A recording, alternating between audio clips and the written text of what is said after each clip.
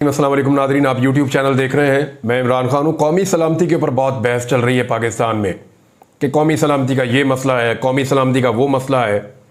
मुजीबुर रहमान शामी साहब ने senior journalist हैं और उन्होंने एक टीवी शो के अंदर बड़ा खुल कर कहा, उन्होंने कहा जी कौन सी आप कौमी सलामती की बात करते हैं।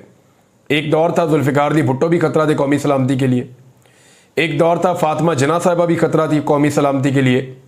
तो इस मुल्क में जो भी लीडर बना वो उस दौर की एस्टेब्लिशमेंट के लिए कौमी सलामती के लिए खतरा हो गया। और आज इमरान खान को और पाकिस्तान तहरीक इंसाफ को कौमी सलामती के लिए खतरा करार दिया जा रहा है। तो उन्होंने कहा यहां तक पाकिस्तान को हुलिया बिगाड़ दिया और यहां तक इस मुल्क को पहुंचा दिया कौमी सलामती के नाम के ऊपर। तो मैं अब आपको इस वीलॉग में बताता हूं कि कौमी सलामती को खतरा किससे है और वो कौन सी हरकतें हैं जो कौमी सलामती को ले डूबी हैं। हमारी मुलाकात हुई थी जनरल रिटायर कमर जावेद बाजवा से। वो उस वक्त chief of the army staff होते थे और सहाफ़ी भी वहां पे मौजूद थे। तो उस मीटिंग में जनरल बाजवा साहब ज़्यादातर इकोनॉमी की बातें कर रहे थे।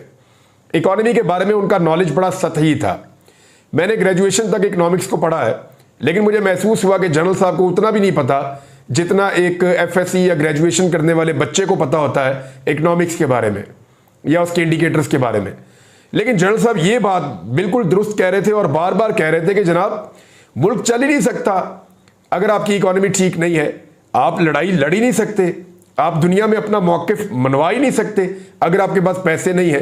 कितने अरब डॉलर आपके नेशनल अकाउंट्स के अंदर पड़े हुए हैं, कितने बड़े आपके रिजर्व्स हैं, वो तय करते हैं कि दुनिया में आपकी हैसियत क्या होगी। ये बात बिल्कुल ठीक है। आज अगर आपके अकाउंट्स के अंदर 7-8 अरब डॉलर पड़े हुए हैं तो आपकी कोई हैसियत नहीं है। लेकिन अगर बांग्लादेश के अकाउंट में 40 अरब डॉलर पड़े हुए हैं तो उनकी हैसियत आपसे बड़ी है। इंडिया के अकाउंट में अगर 600 अरब डॉलर पड़े हुए हैं तो उनकी हैसियत उससे भी बड़ी है। और अगर किसी मुल्क के अकाउंट के अंदर 100 अरब डॉलर, 500 अरब डॉलर या 1 ट्रिलियन डॉलर या 2 ट्रिलियन डॉलर पड़े हुए हैं तो उनकी हैसियत उससे भी ज्यादा है। अब देखें, हमने अपने आप को जानबूझकर गरीब रखा है। कौमी सलामती का मसला यह है कि इस कौम के वसाइल को लूटा गया है, इस कौम की जेबें काटी गई हैं और जो पैसा कौम की तरक्की पे और आगे बढ़ने पे लगना था वो पैसा बड़े बड़े अशराफी और मगरमच्छ अपनी जेबों में डालकर ले गए। मैं एक मिसाल आपको भी बताता हूं कि कौमी सलामती के असल दुश्मन कौन है। एक्चुअली रियासत पाकिस्तान को करना क्या चाहिए और वो क्या कर रही है वो मैं आपको बाद में बताता हूं। लेकिन सबसे पहले मैं एक डाटा आपके सामने रखता हूं। गोहर एजाज साहब, ये एप्टमा के सदर भी रहे हैं, पाकिस्तान में बिजनेसमैन भी हैं और निगरान वफाकी वजीर भी रहे हैं। इनके ऊपर आप तनकीद कर सकते हैं कि जो फैक्ट्स इन्होंने शेयर किए वो मैं आपके सामने रख देता हूं और ये फैक्ट्स आपको हिलाकर रख देंगे कि पाकिस्तान के साथ एक्चुअली पाकिस्तानी कर क्या रहे हैं। यानी इनका ये दावा है कि पाकिस्तान के अंदर, वैसे मैं आपको पहले एक ओवरऑल बता देता हूं कि पाकिस्तान में एक्चुअली कितनी बिजली पैदा होती है, कितनी बिजली हम तरसील कर सकते हैं, लोगों के घरों तक और फैक्ट्रियों तक हम पहुंचा सकते हैं, और कितनी बिजली पैदा करने की सलाहियत हमने हासिल कर रखी है। जरूरत कितनी है, पैदा कितनी करते हैं और पहुंचा कितनी सकते हैं। पाकिस्तान ने इस वक्त जो बिजली पैदा करने की सलाहियत पैदा कर रखी है वो है 43,400 मेगावाट। 43,400 मेगावाट की हमारी सलाहियत है। यानी हम अपनी बिजली जो खुद पैदा कर ले हुकूमत, इसके अलावा जो IPPs हमने बेशुमार लगा लिए वो 106 IPPs हैं। हुकूमत पैदा करती है वो अलग है, IPPs प्राइवेट कंपनीज पैदा करती हैं वो अलग है। तो हमारी जो कैपेसिटी है पैदा करने की, जो सलाहियत है वो है 43,400 मेगावाट। हम इस्तेमाल कितनी कर सकते हैं? पाकिस्तान जो ज्यादा से ज्यादा बिजली हमारी जो डिमांड हो सकती है ना, मैक्सिमम जितनी हम इस्तेमाल कर सकते हैं वो 31,000 मेगावाट है कि 1 मिनट के लिए भी बिजली ना जाए और पूरे मुल्क की इंडस्ट्री और सारा कुछ एक वक्त में चल रहा हो सेम टाइम में, तो 31,000 मेगावाट। लेकिन ये जो साबिक वफाकी वजीर हैं इन्होंने एक बहुत बड़ा दावा किया है। इन्होंने कहा जो पाकिस्तान की जरूरत है ना वो है 13,000 मेगावाट और ये जरूरत थी 2015 में, और वो कह रहे हैं कि उसके अंदर कोई बड़ी तब्दीली नहीं आई। हुकूमत जो है वो आदादो शुमार का हेर फेर करती है। हमारी जो 13,000 मेगावाट की हमारी जरूरत है और सारिफीन जो है वो इससे 10 गुना ज्यादा कैपेसिटी चार्जेस दे रहे हैं। पहले मैं आपको डाटा बताता हूं कि हम कितनी बिजली एट अ टाइम सार्फिन तक पहुंचा सकते हैं। सरकारी डाटा के मुताबिक हम पैदा कर सकते हैं 43,400 मेगावाट।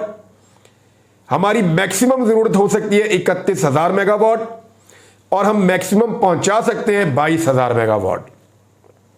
इससे ज्यादा हमारी बिजली की तारें और खंभे जो हैं वो बर्दाश्त ही नहीं करते। इससे ज्यादा बिजली हम पहुंचा ही नहीं सकते, इतना सिस्टम ही नहीं है हमारे पास।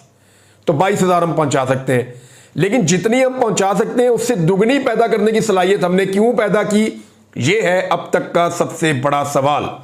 और इस सवाल का जवाब मैं आपके सामने रखता हूं कि हमने जो आईपीपीज लिए हुए हैं ना, वो कितनी बिजली पैदा करने की सलाहियत रखते हैं और हम उनसे कितनी बिजली लेते हैं। ये जरा देखिएगा, जो कोयले से बिजली पैदा कर रहे हैं आईपीपीज, वो 25% से भी कम बिजली पैदा कर रहे हैं। अगर उनकी सलाहियत ना 100 मेगावाट की, तो वो 25 मेगावाट से कम पैदा कर रहे हैं। लेकिन जो हमसे पैसा ले रहे हैं वो हर साल वो है 692 बिलियन से ज्यादा, 692 अरब से ज्यादा। अच्छा, इसके बाद आ रही जो हवा से बिजली पैदा करने की हमारी सलाहियत है, 50% से कम पे हम उसको चला रहे हैं, और वो हमसे ले रहे हैं 175 अरब से जायद। RLNG यानी गैस से 50% से कम हम सलाहियत पे उनको चला रहे हैं, जो प्लांट्स है आईपीपीज, और वो भी 180 अरब रुपए हमसे लगभग ले रहे हैं। सोलर, और ये जो है वो 110 अरब रुपए लेके पाकिस्तान का महंगा तरीन यूनिट इस वक्त बना हुआ है सोलर का भी। 106 आईपीपीज पाकिस्तान को खा रहे हैं।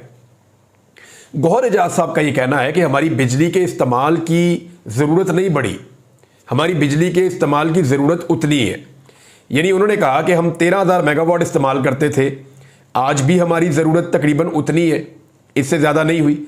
लेकिन 2015 में हम 20,000 मेगावाट की हमारी पैदावारी सलाहियत थी, लेकिन फिर मुस्लिम लीग नून ने धड़ इन्होंने आईपीपीज लगाए, और इतने आईपीपीज लगाए कि 13,000 जो हमारी जरूरत थी और हम 20,000 पैदा करते थे, उसको पैदावार की सलाहियत को ले गए 43,400 पे। अब वो हमारी इतनी ज्यादा सलाहियत है, अब पैसे हमें उसके भी देने पड़ते हैं कैपेसिटी चार्जेस के मद में। यानी बिजली वो कारखाने पैदा करें या ना करें, हम उसको इस्तेमाल करें या ना करें, उनकी जो सलाहियत है पैदा करने की, उसके पैसे आपको उनको देने पड़ेंगे हर महीने। तो इस तरह हम जो पैसा अब दे रहे हैं सालाना, ये पहले हमें पड़ता था 200 अरब रुपया सालाना, और अब हमें पड़ता है 2000 अरब रुपया सालाना। यानी 2 ट्रिलियन रुपए हम अदा कर रहे हैं कैपेसिटी चार्जेस के मद में, जो हमें नहीं पहले अदा करने होते थे। यह किया हमने पाकिस्तान के साथ और पाकिस्तानियों के साथ। यानी जो बिजली हमें थोड़ी चाहिए थी, हमने इतनी ज्यादा पैदा करने की सलाहियत ले ली, और वो महंगे वाले या हाइड्रल लगा लेते या कोई सस्ती बिजली पैदा करने का तरीकाकार रखते, वो इतने महंगे वाले यूनिट हमने लगाए और हमने उनको बाहर से बुलवाया।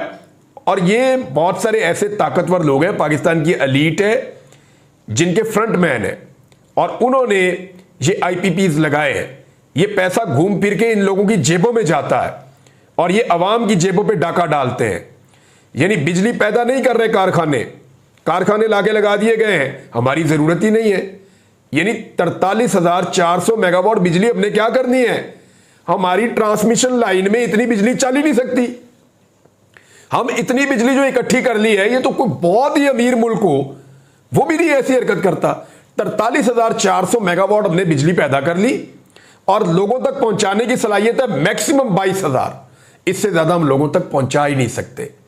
और जो गौहर एजाज साहब है, उनका यह दावा है कि हमारी जरूरत 13-15 हजार से ऊपर नहीं है, इससे ज्यादा जरूरत भी नहीं है, इसके बावजूद लोड शेडिंग हो रही है। यानी हम लोगों को उसमें से भी बिजली कम दे रहे हैं, जो पहुंचा सकते हैं वो भी नहीं पहुंचा रहे।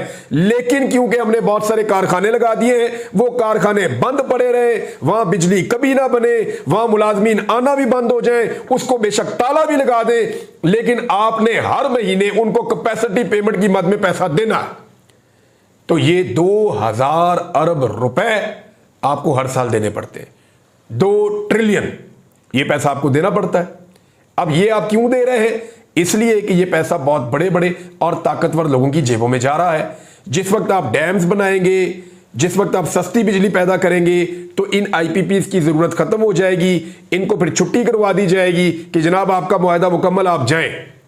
फिर इनके मुआहदे रीन्यू नहीं होंगे जैसे कि ये हुकूमत करना चाहती है और कर भी रही है। फिर ये अपने घरों को जाएंगे, फिर पाकिस्तान को सस्ती बिजली मिलेगी।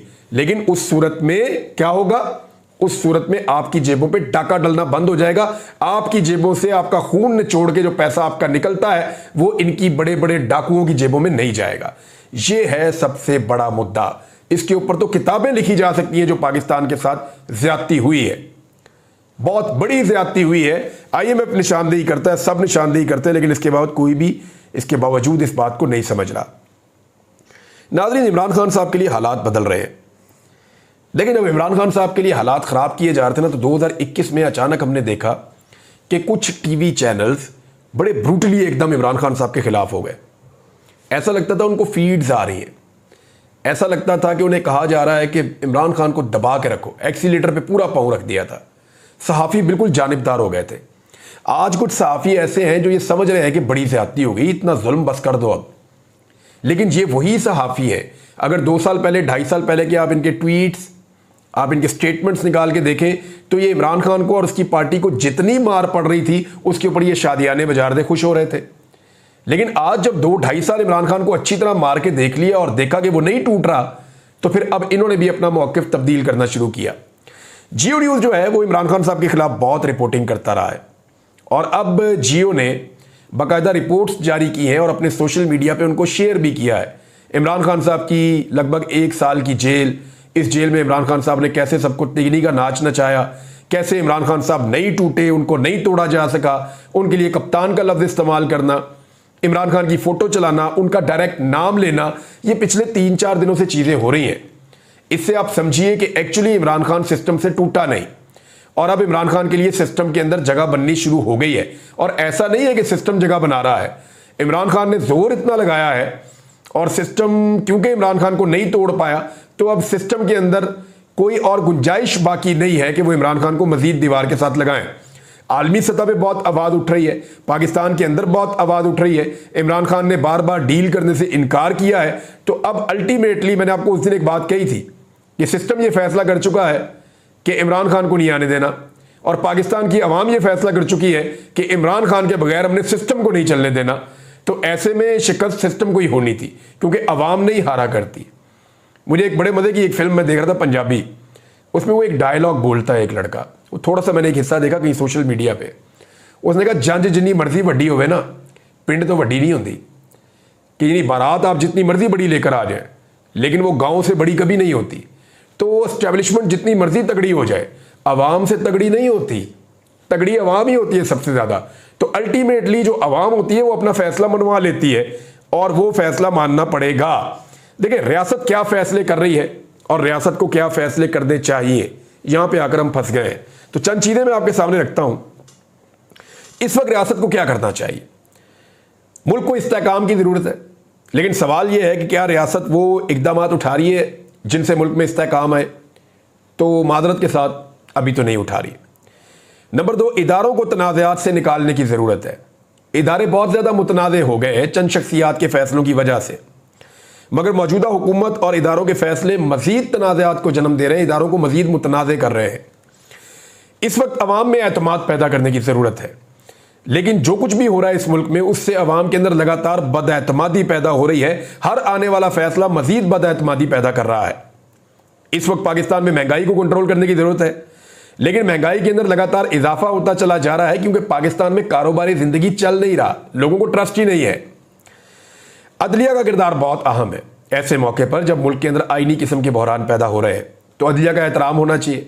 लेकिन हम ये देख रहे हैं कि हुकूमत खुद और एस्टेब्लिशमेंट अदलिया के फैसलों को मानने के लिए तैयार ही नहीं है, बल्कि सहाफ़ियों के जरिए धमकियां लगाई जा रही हैं कि जो हो जाए, जो करना है कर लो, तौहीन लगानी है लगाओ, हमने अदालतों के फैसले नहीं मानने। दहशतगर्दी के खिलाफ यकसा हिकमत अमली पूरे मुल्क की होनी चाहिए, तमाम सूबों की, पाकिस्तान के तमाम मकातब फ़िक्र की, तमाम पॉलिटिकल पार्टीज की। क्या वो है? नहीं। हम बिखरे हुए हैं, हम इकट्ठे नहीं हो पा रहे, और उसके भी पॉलिटिकल रीजंस भी हैं। इसके अलावा इंसानी हकूक और शख्सी आज़ादियों का एहतराम होना चाहिए पाकिस्तान में। क्या पाकिस्तान में इंसानी हकूक का एहतराम हो रहा है? बिल्कुल नहीं हो रहा, पामाली हो रही है। शख्सी आज़ादियों का एहतराम हो रहा है? नहीं जी, बिल्कुल उसकी खिलाफ वर्जियाँ हो रही है। फिर पाकिस्तान में क्या जमहूरी रवैये हैं इस वक्त? नहीं, बिल्कुल गैर जमहूरी रवैये हैं। ऐसा लगता है कि किसी को आवाज़ उठाने का हक ही नहीं है। आइन की बालादस्ती और रूल ऑफ लॉ है पाकिस्तान में। अभी बंदे जबरी तौर पे गुमशुदा किए गए हैं। जब दिल करता है जिसकी लाठी उसकी भैंस, जिसको मर्जी उठा लो। यानी उसके अंदर राणा सनाउल्लाह का स्टेटमेंट आप देख लेना, उन्होंने स्टेटमेंट दिया इस बारे में, और वो तो इसको एक जंग करार दे रहे हैं। वो रूल ऑफ लॉ की बात ही नहीं कर रहे, वो तो बात कर रहे हैं कि जनाब जिसकी लाठी उसकी भैंस, हम मारेंगे। हम ये कर देंगे, हम वो कर देंगे, तो ये रियासत का रवैया नहीं होता, हुकूमत का ये रवैया नहीं होता। अगर इनकी सारी सियासत का हासिल हुसूल ये है तो फिर मैंने उस दिन भी कहा था कि फिर तो इन्ना लिल्लाहि व इन्ना इलैहि राजिऊन, आज़ादी इज़हार राय, इससे ज़रा माहौल खुलता है। लोग जब इख्तिलाफ राय करते हैं, आपस में डिस्कशन करते हैं, तो फिर सोल्यूशन भी निकलते हैं, थोड़ा सा माहौल खुलता है, घुटन कम होती है। लेकिन पाकिस्तान में घुटन का माहौल बना हुआ है। मीडिया पे, सोशल मीडिया पे लगातार पाबंदियां लग रही हैं, अरबों रुपया हुकूमत खर्च कर रही है। कभी एक्स बंद कर देते हैं, कभी फेसबुक बंद कर देते हैं, कभी किसी और प्लेटफॉर्म को बंद कर देते हैं, कभी पाबंदियां लगा देते हैं, कभी बंदे उठा देते हैं। तो इस तरीके से बदकिस्मती से जो कुछ इस वक्त रियासत पाकिस्तान के अंदर हो रहा है, ये सारी वो चीज़ें हैं जिनका उलट होना चाहिए, लेकिन नहीं किया जा रहा। चीज़ों को दुरुस्त करने की तरफ किसी की तवज्जो नहीं है। फिच ने एक पेशनगोई की है, उन्होंने कहा कि इमरान खान जल्दी बाहर नहीं आएंगे और ये हुकूमत तकरीबन 18 माह चल जाएगी। अच्छा, इस किस्म की एक पेशकश भी मुबैना तौर पे कुछ लोग कह रहे हैं इमरान खान साहब तब गई है कि जनाब 2026 के शुरू में हम इलेक्शन करवा देंगे, ज़रा थोड़ा टाइम निकाल दें, 2025 के एंड में ये हुकूमत हम ख़त्म कर देंगे। लेकिन इमरान खान मेरी इतला के मुताबिक किसी भी डील के ऊपर फ़िलहाल तैयार नहीं है, और 18 माह ये हुकूमत चलेगी ये तो मुमकिन लगता नहीं है, क्योंकि ये हुकूमत जितना अरसा चलेगी उतना अरसा पाकिस्तान को नीचे लेकर जाएगी। ये पाकिस्तान को आगे ले जाने वाले काम तो कर नहीं रही। बहुत सारी चीज़ें और भी नाज़रीन आपके साथ शेयर करनी है। फिलहाल अब तक के लिए इतना ही। अपना ख्याल रखिएगा, अपने चैनल का भी। अल्लाह हाफ़िज़।